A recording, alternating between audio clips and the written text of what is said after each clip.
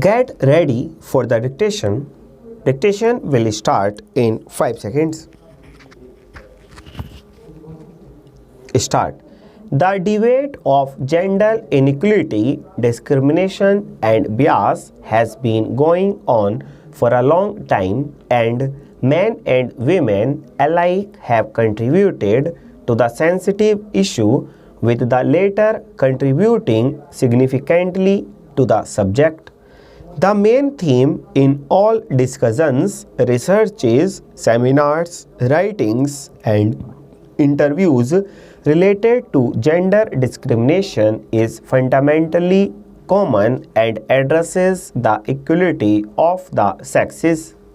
This paper explains whether innate gender differences exist and how they determine the abilities, choices and aptitudes that differentiate men from women in both personal and professional lives. This explanation forms its basis articulately on several literary works included in Chapter 6 of American Vision and Values of the Kirkpatrick Signature series. Almost all articles explain how women have been misunderstood, mistreated and discriminated against throughout the years in the male-driven society.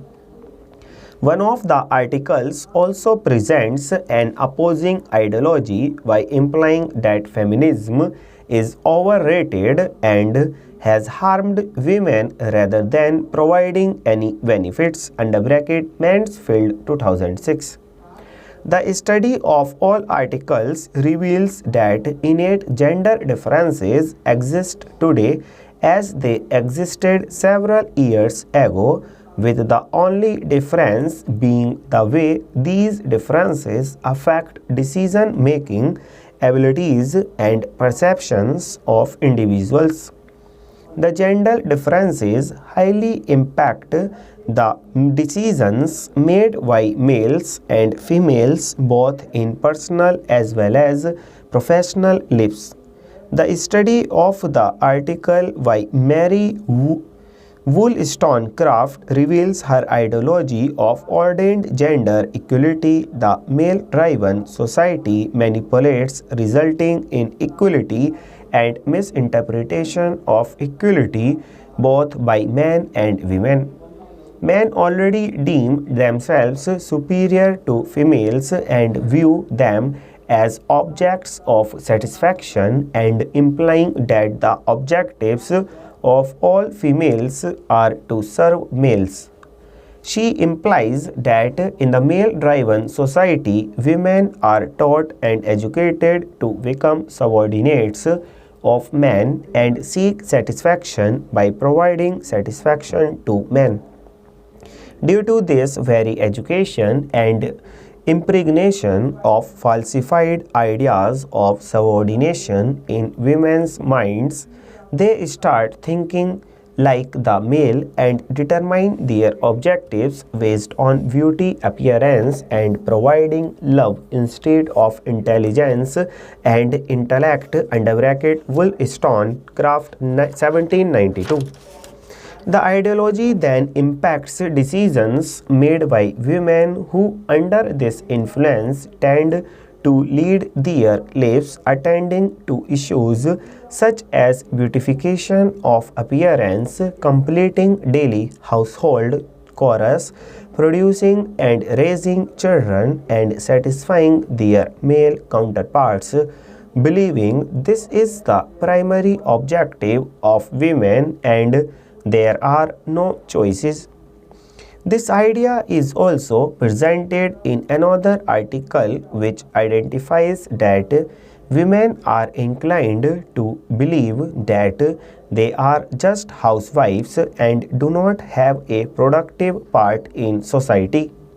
This article also explains the discrimination women face in the workplace and the barriers which they face in seeking top management positions, and the fact that women are more compromising than their male counterparts when it comes to careers and taking time out of family under bracket Kamin 1991. Why women have this innate behavior and perception about their life objectives are explained through an article by Elizabeth Cady Stanton, where she reflects in her writing all activities and impositions enforced by men in the male-driven society. She explains in her article how men exploit women by imposing several ideas onto women and depriving them of several basic needs such as the right of owning property, earning wages, legal rights of marriage, women, right of citizenship and voting under bracket Stanton 1848. Another misconception pointed out by one of the articles is that modesty is misunderstood for purely both by males and females alike.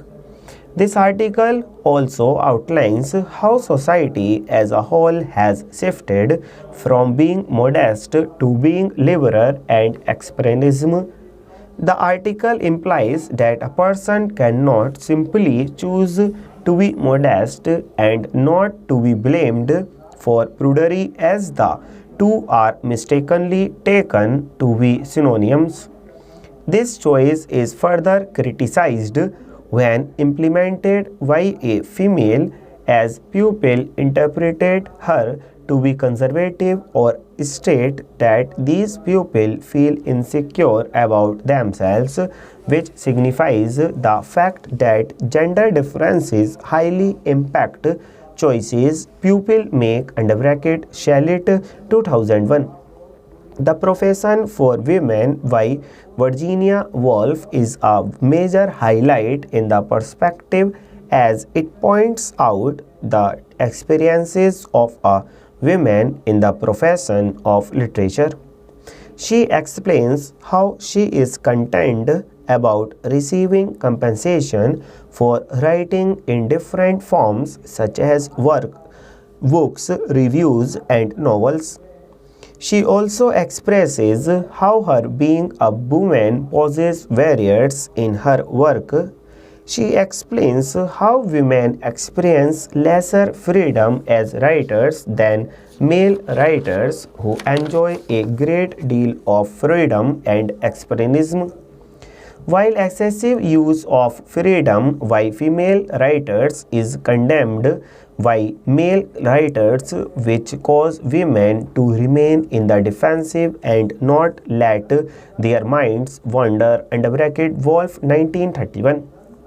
The article reiterates the fact that innate gender differences do exist and affect professional lives to a very large extent, either due to personal perception and beliefs or due to pressure from the opposing sex. The last article highlights how feminists criticize a fellow feminists or remarks and comments which differ from established norms and oppose the very core of feminist values. The author gives an example of a review she wrote and has harassed criticism by members of the fellow gender. She explains how a false ideology is presented against her interpretation and women blindly accept this ideology based on their innate feminist under bracket Somers 2006. Thomas Sowell implies in a video that pays inequality among genders is based on the choices they make. He states that women who work continuously without taking time off for family obligations earn more than men who work continuously. He implies that pay differences exist due to choices made by men and women. The video also gives strength to the implication that gender differences determine and impact choices that differentiate the two genders from each other so well 2008. Gender differences and their impact on the freedom of individuals are identified by other authors and practitioners as well. Kate Copin, a novelist from the 1800s, also presents an ideology of freedom of women and equality of rights in her novels Washington State University 2008.